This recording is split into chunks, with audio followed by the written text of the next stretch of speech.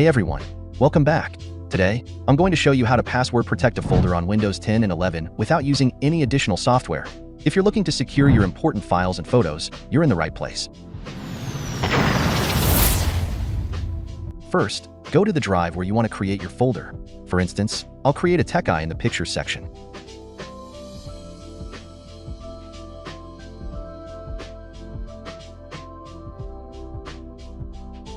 I'll be securing 3 pictures by dragging them into this folder.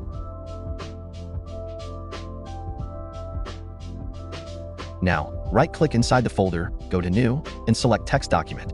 Open the newly created text document and copy the script provided in the description.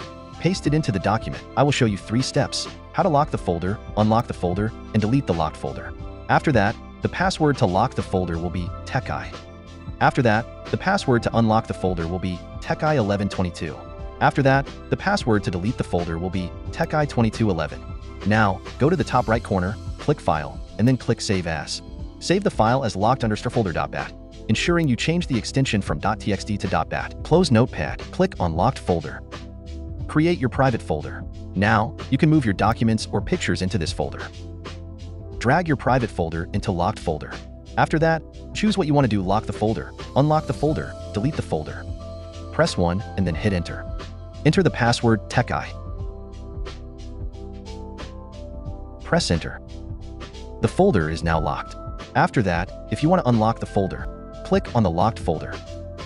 Enter the password to unlock the folder: TechEye11222. Press Enter. After that, if you want to delete the folder, click on the locked folder.